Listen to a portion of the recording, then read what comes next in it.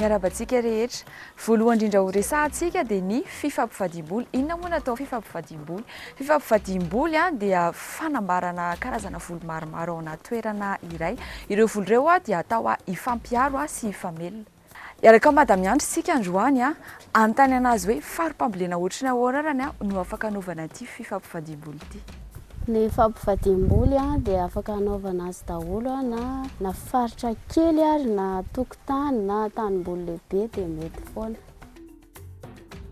Manahoana indray ary ireo voly afaka miaraka sy ny voly tsy mahazo ampiarahana? Ireo voly afaka mivady na hoe voly afaka ampiarahana dia ny rehefa tsy mitovy fianakaviana dia afaka ampiarahana.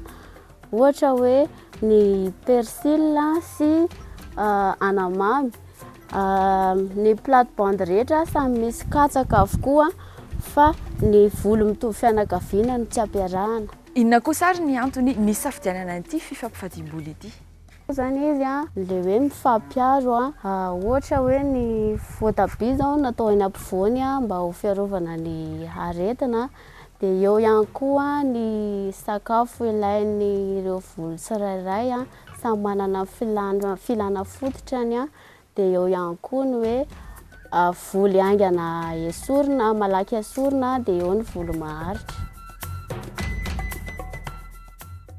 Ny tombony azo amin'ny fanaovana fampifadiam-boly misakafo ara-pahasalamana satria misy isan-karazany, dia tombony ihany koa misy voly ilainao amin'ny fotoana rehetra, dia sady misy sakafo ho an'ny olombelona eo no misy sakafo ho an'ny biby ihany koa.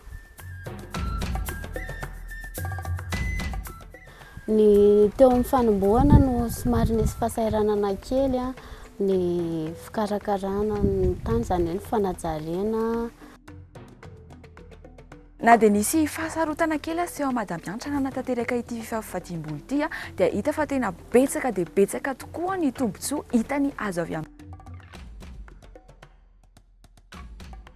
Tsara zany ny manana zaridaina-pianakaviana, manana volo mivady satria eo daholo no hakanao ny vola rehetra, dia tsara ihany koa ny karakarain'ny tananao, azonao antoka hoe mahasalama io satria anao no namboly anazy.